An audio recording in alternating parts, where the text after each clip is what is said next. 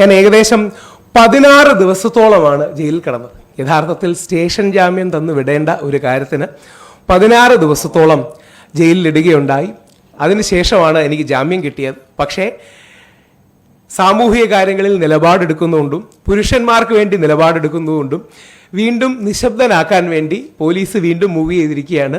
ജാമ്യം നിഷേധിക്കണമെന്ന് പറഞ്ഞു. ചെയ്ത കുറ്റം എന്താണ് എന്ന് പോലീസ് പറയുന്നത്, ബഹുമാനപ്പെട്ട കോടതിയുടെ വിധിയെ കോട്ട് ചെയ്തുകൊണ്ട് ആ പരാതിക്കാരി അതിജീവിതയല്ല എന്ന് പറഞ്ഞതിനാണ്. അതായത് രാഹുൽ മാങ്കൂട്ടത്തിനെതിരെ ആദ്യം പരാതി കൊടുത്ത പെൺകുട്ടി ബഹുമാനപ്പെട്ട ഹൈക്കോടതിയുടെ ബഹുമാനപ്പെട്ട സെഷൻസ് കോടതിയുടെ വിധിയിൽ ആ പെൺകുട്ടിക്ക് രാഹുൽ മാങ്കൂട്ടത്തിനെതിരെ കൊടുത്ത പീഡന ആരോപണം നിലനിൽക്കില്ല എന്ന് കോടതി കണ്ടെത്തിയിട്ടുണ്ട്. ആ കോടതി ഫൈൻഡിംഗ് അടക്കം സൂചിപ്പിച്ചുകൊണ്ട് ഈ വ്യക്തി അതിജീവിതയല്ല എന്ന് പറഞ്ഞു. ഇതാണ് എനിക്കെതിരെ കൊടുത്തിരിക്കുന്ന കേസ്. അത് അവരിൽ മാനസിക സമ്മർദ്ദമുണ്ടാക്കി. അതുകൊണ്ട് രാഹുൽ ഈശ്വറിൻ്റെ ജാമ്യം ക്യാൻസൽ ചെയ്യണം. ബഹുമാനപ്പെട്ട കോടതിയുടെ വിധിന്യായത്തിൽ എഴുതി വെച്ച ഫൈൻഡിംഗ് പറഞ്ഞു എന്നുള്ളതാണ് ഒരു കാര്യം. അപ്പോൾ ഇത്തരം കാര്യങ്ങൾ ഈസി ആയിട്ട് വെച്ച് ആൾക്കാരെ കൊടുക്കുന്നത് സ്ഥിരം നമ്മൾ കാണുന്ന ഒരു പ്രവണതയാണ്. രാഹുൽ മാങ്കൂട്ടത്തിൻ്റെ അടക്കം കേസിലേക്ക് വരാം. 3 കേസുകളാണ് വളരെ ചെറിയ സമയത്തിനുള്ളിൽ പറയാൻ ആഗ്രഹിക്കുന്നത്. 3ലും ഞാൻ ഇൻവോൾവാണ്. 1 എൻ്റെ ജാമ്യ കേസാണ്, 2 തന്ത്രി കേസാണ്, 3 രാഹുൽ മാങ്കൂട്ടത്തിൻ്റെ കേസാണ്. 3 വളരെ ഞാനുമായിട്ടും കൂടി ബന്ധപ്പെട്ട് കിടക്കുന്നതുകൊണ്ട് അതിൻ്റെ 2-3 വസ്തുതകൾ ചൂണ്ടിക്കാട്ടാൻ ആഗ്രഹിക്കുകയാണ്.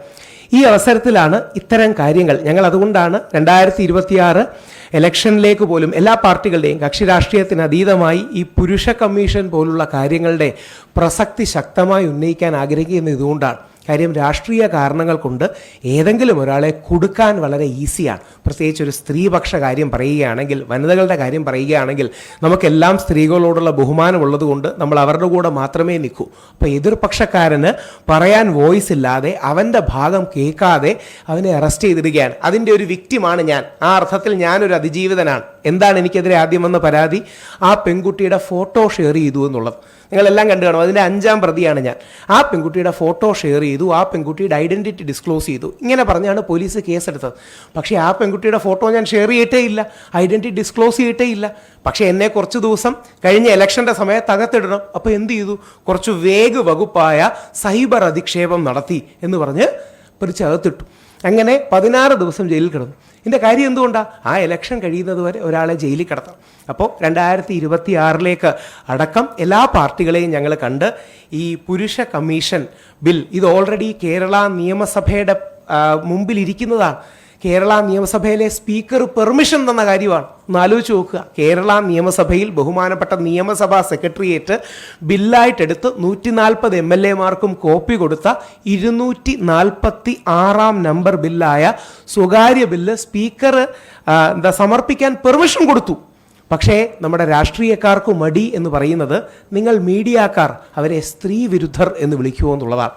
ലോകത്തെവിടെയായാലും ഏത് സമയത്തും 24 വാർത്തകളും ഓഗ്മെന്റഡ് റിയാലിറ്റി പാക്കേജുകളും എക്സ്പ്ലെയിനറുകളും വിശദമായി കാണാൻ ഞങ്ങളുടെ യൂട്യൂബ് ചാനൽ നിങ്ങൾക്ക് സബ്സ്ക്രൈബ് ചെയ്യാം.